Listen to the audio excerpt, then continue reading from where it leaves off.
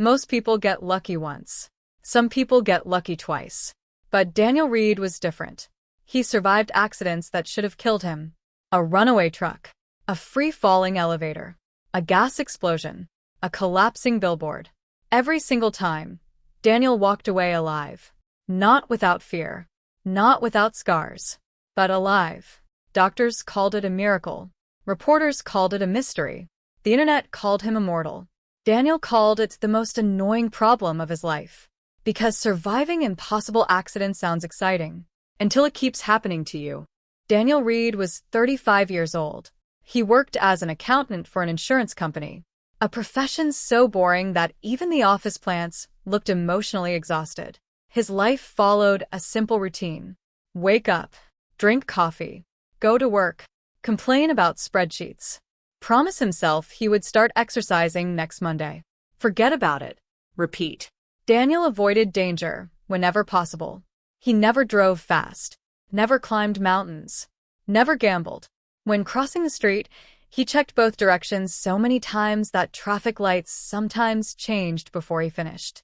Yet somehow, danger always found him. One Monday morning, while walking to work, Daniel was carrying a cup of coffee and mentally preparing for another pointless meeting. Then he heard screaming. A truck had lost control. It was speeding directly toward him. People jumped out of the way. Someone shouted his name. Daniel turned. Headlights filled his vision. The truck crashed. Metal twisted. Glass exploded. The entire street shook. When the dust settled, everyone expected the worst. Instead, they found Daniel lying inside a pile of cardboard boxes beside the road.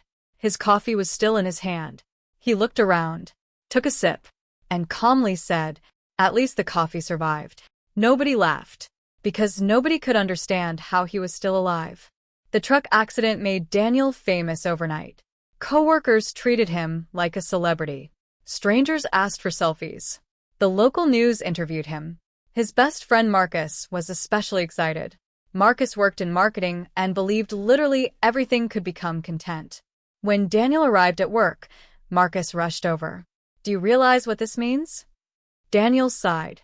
"That I need stronger insurance?" Marcus shook his head. "No. It means you have a personal brand." "I almost died." "Exactly." Great engagement. Daniel walked away. Marcus followed. "We should start a YouTube channel." "No." "A podcast?" "No." "A documentary?" "No." "A coffee mug that says almost dead again." Daniel seriously considered changing friends. Unfortunately, the accidents weren't finished. 3 days later, Daniel stepped into the company elevator. The doors closed. The lights flickered. Then the elevator dropped. 12 floors. 11. 10. 9. The cables screamed. Daniel grabbed the handrail. His face turned white. He shouted, "I haven't finished the quarterly report." The elevator slammed into the emergency braking system. Rescue crews rushed to the scene. When they opened the doors, they expected devastation. Instead, Daniel was sitting on the floor. His glasses were crooked. His hair looked like it had lost a fight. But he was alive. He looked up and asked, "Does anyone know if the basement has Wi-Fi?"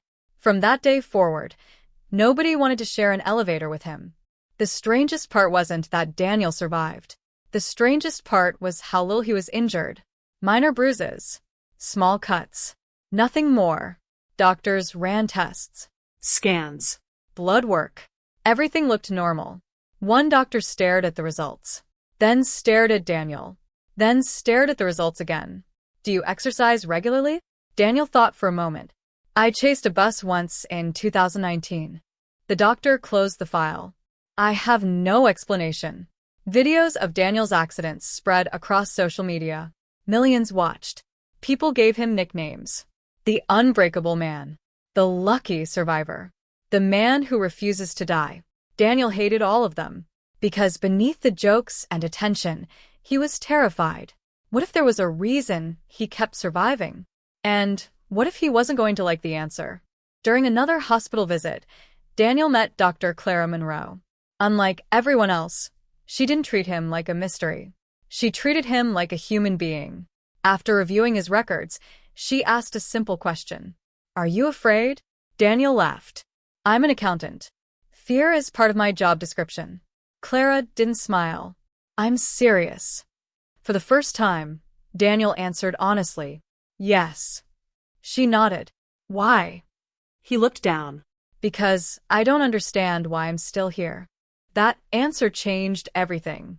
Clara began studying every accident Daniel had survived. Soon she discovered something unusual. Every accident had one thing in common. Someone else would have died if Daniel hadn't been there. The truck accident. A little girl had moved away seconds before impact. The elevator accident. A maintenance worker was supposed to be inside, but was delayed after Daniel stopped him to ask a question. The gas explosion. Daniel had reported the smell, allowing the building to evacuate. Daniel felt a chill run down his spine. So you're saying I'm not surviving accidents? Clara looked at him carefully. You may be preventing them. Determined to avoid danger, Daniel stayed home. No work, no driving, no elevators, no public places. He sat in his apartment wearing a bicycle helmet. Marcus video called him. Why are you wearing a helmet? Risk management. You're sitting on a couch. Accidents are creative. Marcus stared. Honestly, I can't argue with that. Then screaming erupted outside. Daniel rushed to the window. A school bus had lost control on a steep hill. Without thinking, he ran outside. Everything happened fast. A car spun across the road. Power lines fell. The bus swerved. People shouted. Daniel waved desperately at the driver. The bus changed direction at the last second. Dozens of children were saved. Then a giant advertising billboard broke loose overhead. Marcus watched through the video call. Oh no! The billboard crashed directly toward Daniel. Everyone screamed. The sign hit the ground with a thunderous impact. When rescuers lifted it, Daniel was somehow still alive, lying beneath the twisted metal, breathing heavily. The giant advertisement displayed one ironic sentence. Are you ready for a new life? Daniel stared at it, then muttered. The universe thinks it's funny. After the fourth accident, Clara introduced Daniel to Samuel Walker, a retired physicist who had spent decades studying impossible events. Samuel listened quietly before speaking. You're not immortal. Daniel smiled. Best news I've heard all year. But you may be part of something extraordinarily rare. Daniel frowned. What does that mean? Samuel leaned forward. Every time disaster appears, probability changes around you. Daniel blinked. Can you say that in normal human language? Samuel nodded. You seem to be where you're needed most. Daniel pointed at him. That sounds suspiciously like destiny. Samuel didn't answer. Because, deep down, Daniel already knew. One night Daniel had a dream. A train station. Red warning lights. Smoke. Panic. Thousands of people running. And a train racing toward disaster. The next morning Clara called. A major charity concert was being held near Central Station. The crowds would be everywhere. Daniel felt sick. Part of him wanted to stay home. But another part remembered every life that had been saved. So he went. Marcus followed. I'm not filming. Good. Unless something incredible happens. Marcus. Fine. At the station, everything seemed normal. Until Daniel noticed a fuel vehicle leaking near an electrical junction. Sparks flew. Workers didn't see the danger. Daniel did. Within seconds, fire erupted. People screamed. Crowds surged toward the exits. If the flames reached the fuel tank, hundreds could die. Daniel spotted an emergency suppression switch on the opposite side of the tracks. Nobody could reach it in time. Except him. He ran. Clara shouted his name. Marcus shouted too. This is definitely not content anymore. Daniel jumped across the barrier. The train was coming. Fast. Too fast. He pulled the emergency lever.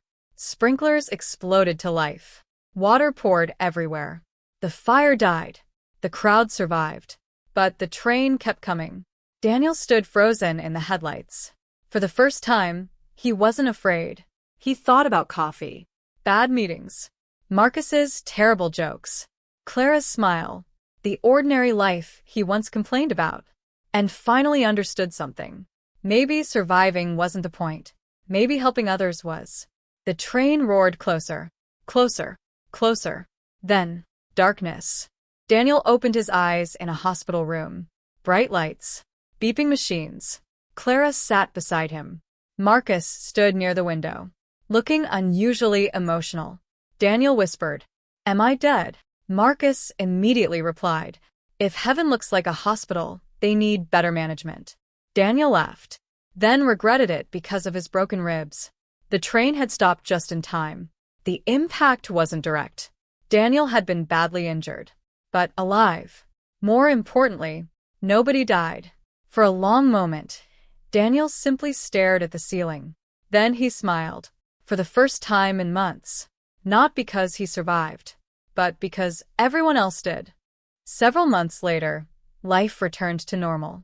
Or at least as normal as Daniel's life could be. He still worked as an accountant, still hated Monday meetings, still checked emergency exits everywhere he went. But something had changed. He no longer viewed his survival as a curse. He saw it as a gift. One afternoon, a young boy accidentally kicked a ball into traffic. Daniel immediately ran forward. A car stopped safely. No accident.